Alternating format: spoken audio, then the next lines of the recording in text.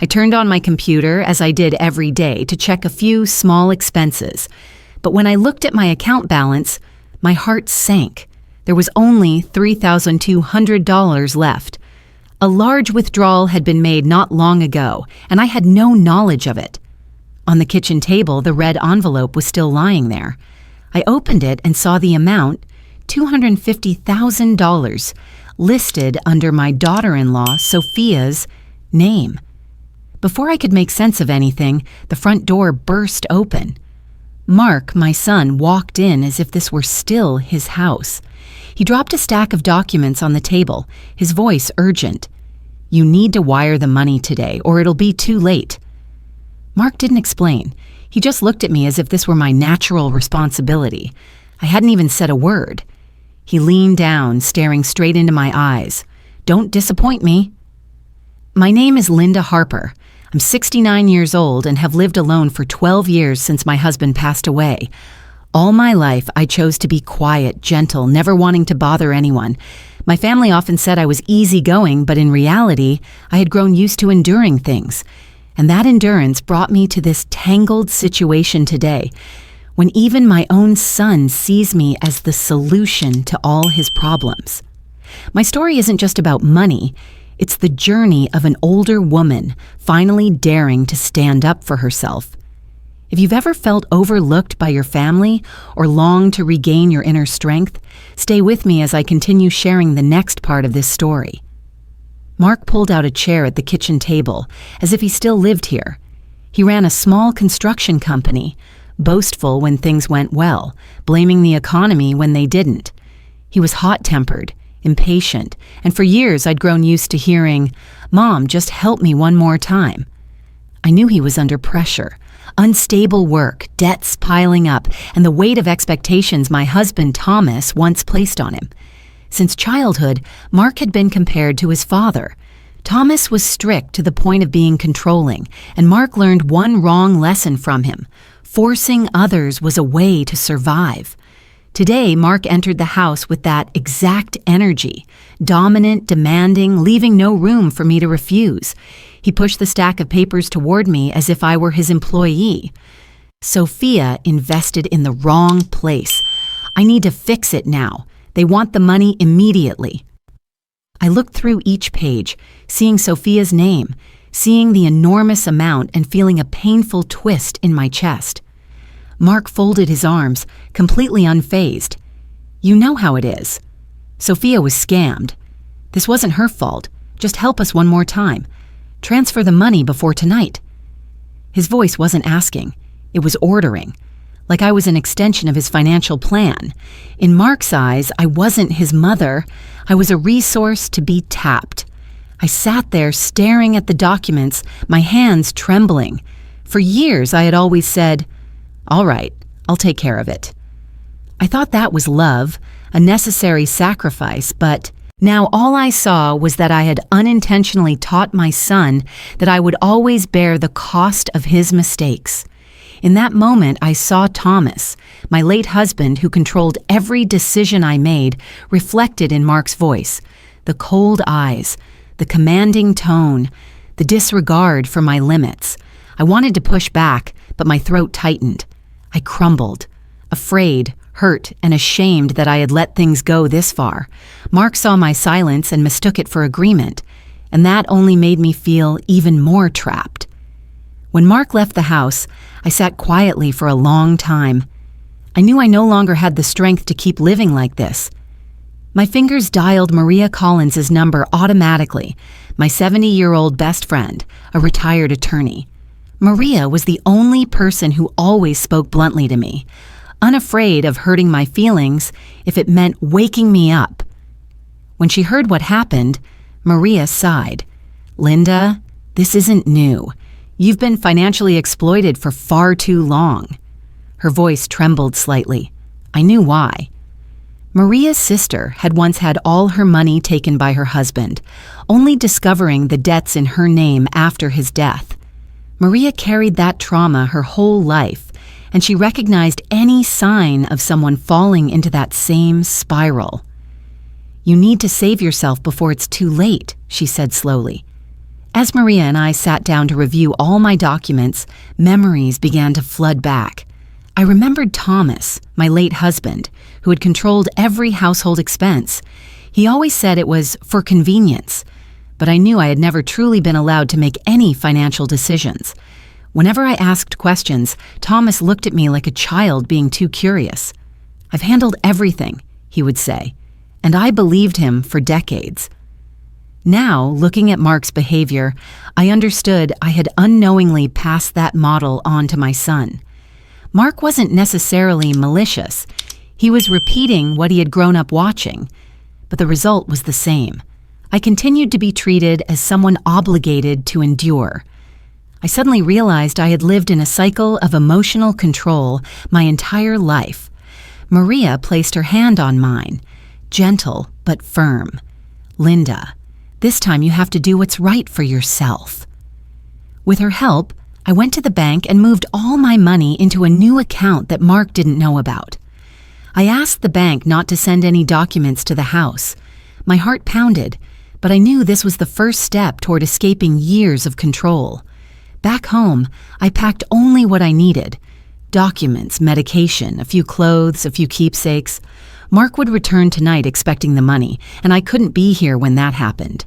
On the kitchen table, I left a small note. No blame, no anger. Just one simple line. "Mark, I need boundaries so I won't be hurt anymore. I'm leaving to preserve the last bit of kindness in our family." I closed the door behind me and stepped outside, carrying fear and relief in equal measure. This story isn't about me wanting revenge on my son. It's about stopping a cycle of abuse that had lasted far too long. I took a morning bus to Clearwater Bay, a small coastal town in Florida. The place was quiet, warm with sunlight, and no one knew who I was. When I stepped off the bus, I heard the waves and felt as if I had just walked into a new chapter of my life. For the first time in many years, no one called me. No one demanded that I solve a problem. I was simply Linda, a 69-year-old woman trying to start over. With Maria's help from afar, I rented a small apartment on the second floor of an old but clean building. The apartment had one bedroom, a small kitchen, and a balcony overlooking the seaside road. It wasn't luxurious, but it was my space, chosen by me. I began tidying and arranging every corner, discovering the joy of deciding everything for myself. In the early days, I spent time walking along the beach, buying ingredients and baking by hand, something I had loved to do but had neglected because my late husband showed little interest. I also brought some knitting supplies, and after a few weeks, I took some knitted scarves and pastries to the weekend market to see if I could sell. To my surprise, people liked them. Some even came back to buy more. A few older neighbors asked if I would teach. I smiled and felt my heart lighten. After 40 years of living for others, I was gradually finding myself again. Many people asked how I could withdraw all my money without Mark knowing. Actually, before my husband died, the account was in my name because those were savings from small jobs I had done when I was younger. Mark had borrowed from that account several times, but still needed my confirmation for each transaction. I remember at least 5 occasions when Mark borrowed money. The first time was to fix a car, then to expand the business, then to deal with a failed contract. Each time he said, "I will pay you back." But not once did a penny return. So when I realized Mark viewed me as a permanent fallback, I knew I had to protect what remained. I had allowed Mark too much control over my life. This time, I could not let history repeat itself. But the peace in Clearwater Bay did not last long. After about 2 weeks, my phone began to ring constantly. Mark's number, Sophia's number, unknown numbers. I didn't pick up, but the messages kept coming. There were pleading messages. "Come home, Mom. I need you. Sophia is in crisis." There were messages full of guilt. "You're so selfish. Our family is falling apart." And there were messages so cold they sent chills. "How long do you think you can hide?" I knew Mark was hot-tempered, but I never thought he would hire a private investigator to find me. One afternoon, I passed the parking lot near the market and noticed a strange man staring at me for too long. I wasn't certain, but a sense of unease rose. I called Maria. She was silent for a few seconds, then said, "Linda, you guessed right. Mark is in trouble. His debts are not just $250,000. It's much more, and loan sharks are pressing him." I gripped the phone. I knew Mark was wrong, but I was still his mother. Hearing about the trouble he was in made my chest ache. Still, I understood one thing. Returning now would mean sinking back into the old cycle. And this time, there might be no way out. One early morning, as I was preparing to take a fresh batch of baked goods to the market, there was a knock at the door. I opened it and found a woman in plain clothes wearing a police badge on her chest. "Are you Linda Harper?" "Yes, that's me." She extended her hand. "I'm Inspector Olivia Reed. We need to speak with you about your son, Mark Harper." I invited her in, my hands slightly shaking. Olivia opened a file, her voice precise but gentle. "We've discovered some documents in your name related to loans Mark signed. After examining the signatures, we suspect you were unaware of those contracts." I looked at the papers and felt my chest tighten. The signature was mine, but it was not signed by me. Mark had used a scanned copy of my signature, something I had given him once when he said he needed it to handle hospital paperwork for my husband. I took a long breath. "I don't know anything about these loans." Olivia nodded. "You need to clarify everything. This is to protect you, because the signs of fraud are clear." I understood that if I remained silent, the crimes Mark committed could be blamed on me. But speaking the truth also meant pushing my son further away. After a few seconds of thought, I looked up. "I will tell everything. I've been silent for too long." As soon as the police began investigating, things became more dangerous. A few days later, I noticed a gray car parked near my building. It appeared so often that I could not believe it was a coincidence. One night, while I was locking the balcony door, I saw two men standing on the street looking up at my apartment. One of them took out a phone and photographed it. My heart pounded. I called Olivia immediately. She told me to stay calm and not to open the door for anyone I didn't know. The next day, as I was preparing to go shopping, there was a knock at the door. "Mrs. Linda, I have a message from your son." The stranger's voice made my skin crawl. I stood still behind the door and did not answer. At that moment, 3 plainclothes officers rushed from the hallway and subdued the man. Everything happened so fast that all I heard was the shout, "Get down, hands out of your pockets!" Olivia arrived a few minutes later. "That man was hired by Mark to intimidate you. He confessed that loan sharks are pressuring Mark and that he came to scare you into transferring money." I sat down feeling as if my head had emptied. I never imagined Mark would go this far. The next day, I received a call from Olivia. "Mrs. Linda, we arrested Mark Harper this morning." I was silent for a few seconds. Although I knew it would happen eventually, my heart still tightened. "The charges include financial fraud, forgery, and conspiracy to hire someone to threaten you," Olivia explained. "We understand this is difficult for you, but this step is important to prevent things from becoming more dangerous." I nodded, though she could not see me. "I know. Maybe this should have happened a long time ago."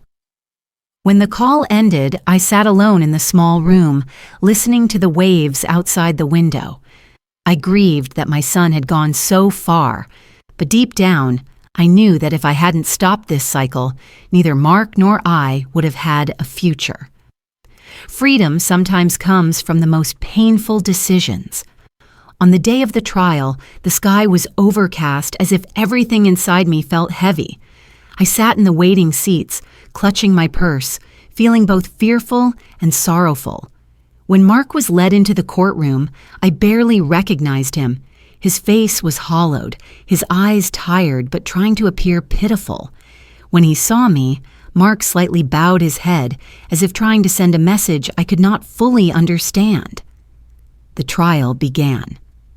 After the prosecution's presentation, Mark's lawyer stood and spoke in a low voice, deliberately emphasizing the weak points. "Your Honor, My client is just a man trying to save his family from debt. He acted out of desperation. Every wrong decision was meant to protect his wife and children. While the lawyer spoke, Mark occasionally glanced toward me as if seeking sympathy. When it was my turn to be called, I walked to the stand with slightly trembling legs. Mark's lawyer began to question me. "Mrs. Linda, you are Mark's mother. Do you love your son?" "Of course I do," I answered. "Then do you think Mark's recent actions were merely youthful foolishness and impatience in a difficult situation?" I inhaled deeply. "Love cannot blur the truth," I said slowly. "I helped him many times." But Mark did not stop. He took my sacrifices for granted. The lawyer tilted his head. "Do you have clear evidence that you were coerced?" I looked down at my hands for a second, then looked up. For 40 years, I was used to being controlled. My husband controlled the money and made decisions. When he died, Mark repeated what he had seen. I was never truly respected. This time, I only want to protect the remainder of my life. The courtroom fell silent. I continued, my voice calmer. I am not testifying to hurt my son. I testify because if I stay silent, Mark will never stop, and that will destroy him. Mark bowed his head over the table, his shoulders trembling slightly. I did not know whether it was remorse or merely stress. After nearly 2 hours of deliberation, the judge returned. The whole courtroom held its breath. In the case of Mark Harper, the defendant is found guilty of financial fraud, forgery, and conspiracy to unlawfully intimidate. The court sentences the defendant to 10 years in prison with potential consideration for reduction after the 4th year for good behavior. I heard each word clearly, but my heart felt detached from my body. Mark looked up at me with eyes full of disappointment, then turned to anger. I did not meet that gaze. Though the pain was suffocating, I knew this sentence was not revenge. When Mark was taken away, I stood, placing my hand over my chest to steady my breathing. Maria squeezed my hand tight. I whispered, "Perhaps this is best for him and for the family." I stepped outside and took a deep breath. The freedom of the Florida sky touched me like a reminder for the first time. Sometimes, to save a family, we must dare to speak the truth, even when that truth hurts. One August afternoon, as I was arranging knitted scarves for the weekend market, the building's receptionist called. "Mrs. Linda, a woman is here to see you. She says her name is Carolyn Albright." I froze. That name, I hadn't heard it in more than 40 years. Carolyn, Thomas's first wife, my late husband's former spouse. I went down to the lobby. A woman of about 65 stood there, her gray hair tied neatly, a gentle face, but eyes that showed experience. When she saw me, she offered a small smile. "Linda Harper? I'm Carolyn. I'm sorry to come unexpectedly." I invited her up to my apartment. We sat at the small table by the window where the sea was visible. Carolyn began very candidly. "I know about your situation, about Mark, about the trial. I read it in the local paper." "That made me more sad than ashamed," I replied. She nodded, her eyes sad. "Linda, I came to tell you something I think you deserved to know long ago. Thomas had financially abused me before he married you." I sat silent, not because I was surprised, but because that sentence touched the buried pain I had kept. "He controlled all my money," Carolyn continued. "He forced me to sign papers I didn't understand. When I resisted, he told me I was useless. I left when I realized I was no longer myself." I looked at her and saw in her eyes a familiar pain. "I thought it was only me," I murmured. "No," Carolyn shook her head. "He did the same to you, and Mark learned it from him." We were quiet for a long moment. Two women who once trusted the same man now sat together sharing similar wounds. Finally, Carolyn took my hand. "Linda, you are not weak. You were too kind in a family that did not know how to value that." My eyes stung slightly. Sometimes it takes an outsider to step forward and say aloud what you never dared admit. After that meeting, I thought a lot. About years of silence, about how many women might be enduring what I endured, or worse. One evening when Maria came over, I said, "Maria, what if I could help women like me?" Maria looked at me and her eyes lit up. "You mean a support center?"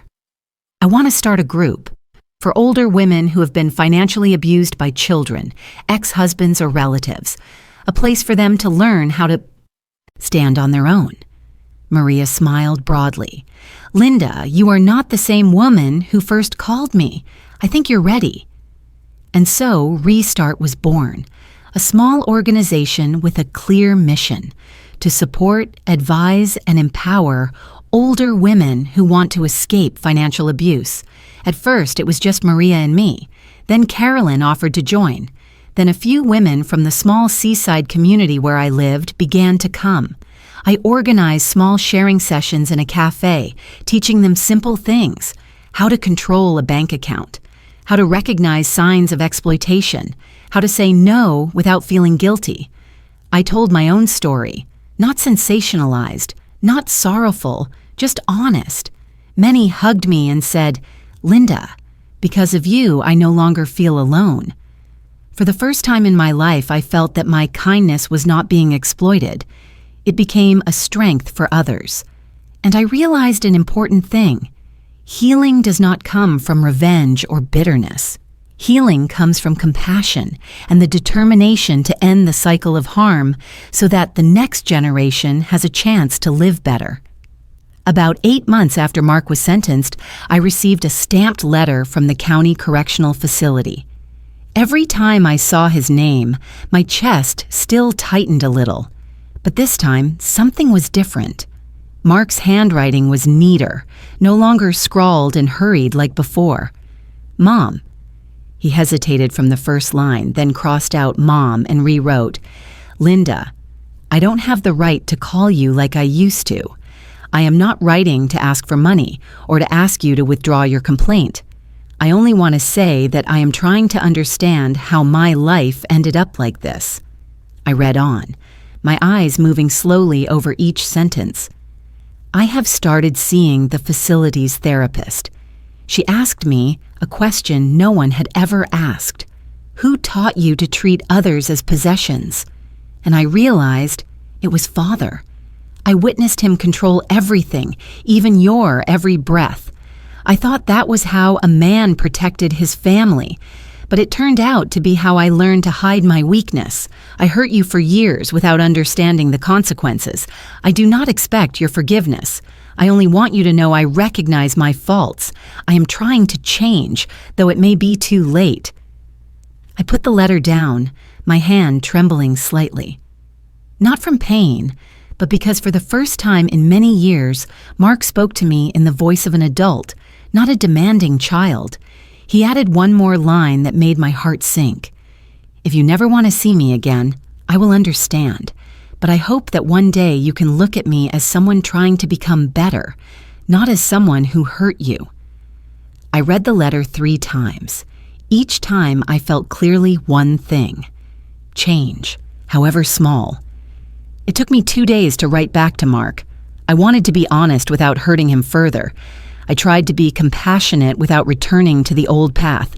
I began by addressing him by name, not with coldness, but with clarity. "Mark, I received your letter.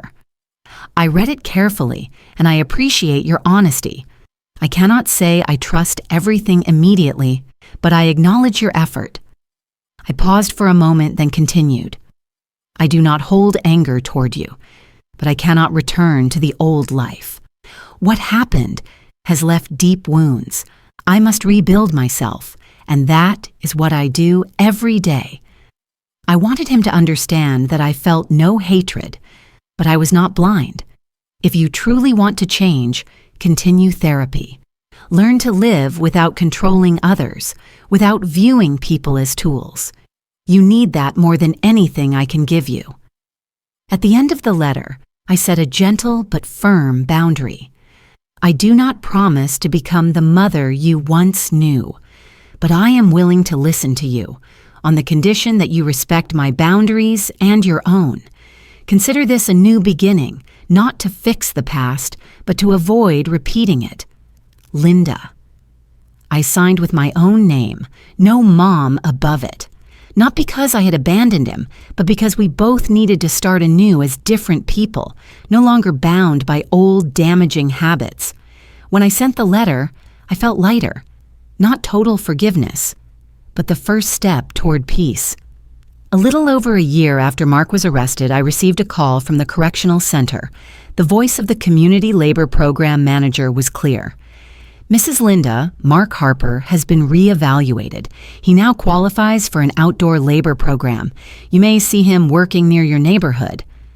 I stayed silent for a few seconds to absorb the information. What will he be doing? I asked. Maintaining greenery at Clearwater's Central Park. It's about a 15-minute walk from your place. I thanked him and hung up. I felt a bit uneasy, but not afraid the way I once was. I knew the program was strict, inmates were supervised, and they were not allowed to approach acquaintances without permission. A week later, as I walked past the park on my way to the farmer's market, I saw a group of people in pale orange uniforms trimming trees.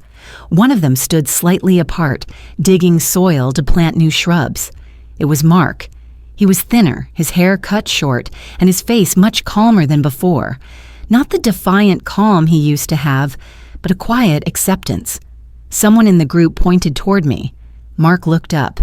Our eyes met for a brief moment. I stopped walking. Mark flinched slightly, then did something I never expected. He didn't run toward me, didn't signal, didn't plead.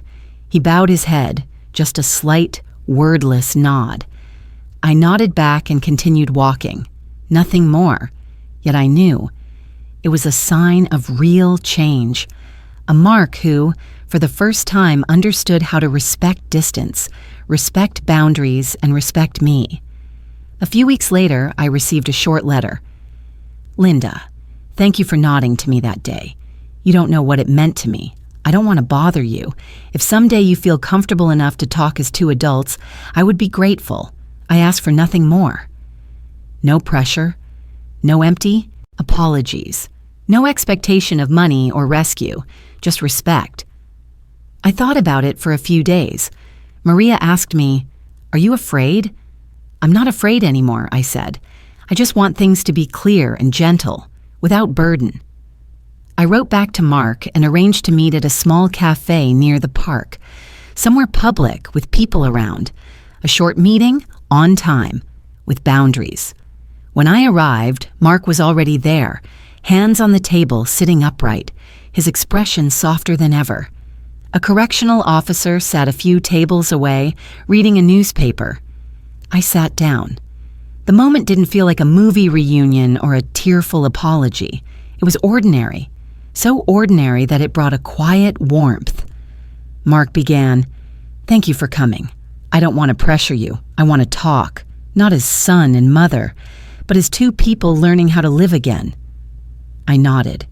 "We can talk, but one step at a time, Mark." He smiled gently and genuinely. "I understand." We spoke about simple things, about the plants in the park, about how the labor program helped him find calm, about Sophia and the kids who were living more peacefully now that everything had been brought to light. No blame, no revisiting old wounds, no grand hopes for the future, just a bit of kindness, a bit of effort. I hope that we can both move forward without carrying the old burdens. As we ended the meeting, Mark said quietly, "I know your kindness is no longer silent endurance. I see that, and I respect it." I stood, looked at him for a long moment, and replied, "We are both learning from the beginning, Mark, and that is enough." We left the cafe, each walking in a different direction. No clinging, no promises, but no severing either. A new ending. Not perfect, but peaceful. And sometimes that alone is the greatest miracle for a family that has endured too much pain. That afternoon, I sat on my balcony watching the sea shift colors as the sun slowly descended. The cool ocean breeze brushed through my fingers. I looked at the small rose pots I had tended for the past 2 years. They bloomed evenly, quietly, and persistently, just like my life after everything that happened. I realized something important. Past mistakes do not have the right to define our future. For years, I believed kindness meant silence, endurance, and unconditional sacrifice. But after a long and painful journey, I understood. Kindness is not weakness. Kindness is allowing yourself to walk forward without carrying hatred. Family, to me now, is no longer a place where I must sacrifice until I disappear. Family is only meaningful when there is no control, when everyone is respected and allowed a voice. I thought about older people like me, those often seen as naive, vulnerable, and easy to manipulate.